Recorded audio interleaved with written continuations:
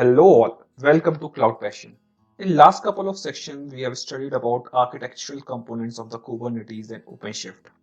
In the coming section, we will study how they work together to operate in a cluster. In this section, we will pick a component known as Scheduler and see how it works and how it is used to basically schedule different pods on different worker nodes. So in this section, we will understand scheduling of the pods by using Scheduler in OpenShift. So let's suppose we have a master node and we have two worker nodes of equal capacities, and we want that there should be two pods, that is the replica count is equal to 2. So how the pods are scheduled? This is basically governed by a scheduler. So if there are no restriction, what scheduler does is that it basically schedules the pods in the round robin fashion. So it will first schedule the pod on the worker 1 and then it will schedule the pod on the worker 2, and thus by meeting the criteria of replicas is equal to 2. Let's consider another scenarios in which we have two worker nodes of different type of CPU capacity. One is of 9 GCPU and another is of 3 GCPU. And we want to schedule a pod with 4 GCPU capacity.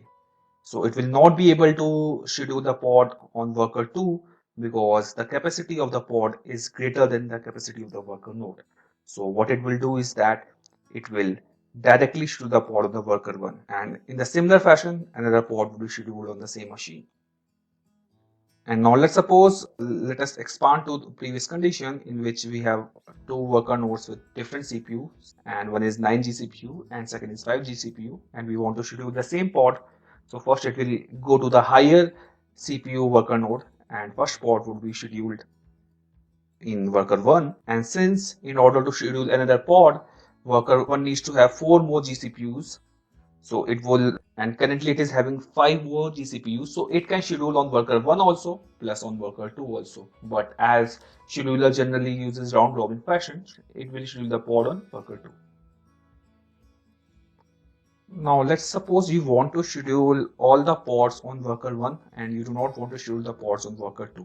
So in that case, what we want to do is that we want to make use of our scheduler and we will label our worker nodes as something like high CPU and low CPU, and then we will use node selector as high CPU in our pod definition file. So when we will use node selector as high CPU, scheduler tries to basically schedule the pod on the label with high CPU. So in this case, as replicas are 2, so both of the pods would be scheduled on the same node, that is worker 1 with a label high CPU.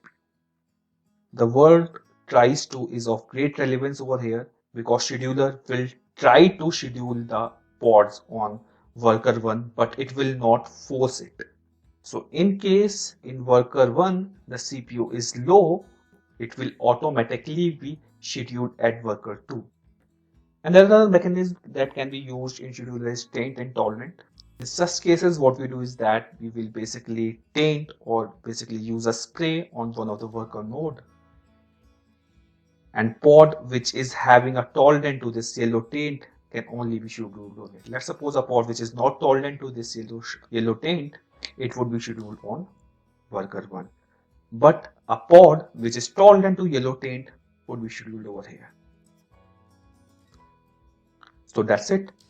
So by now you must have got a brief overview how scheduler works and how it is used to schedule the pods on different worker nodes. Bye bye.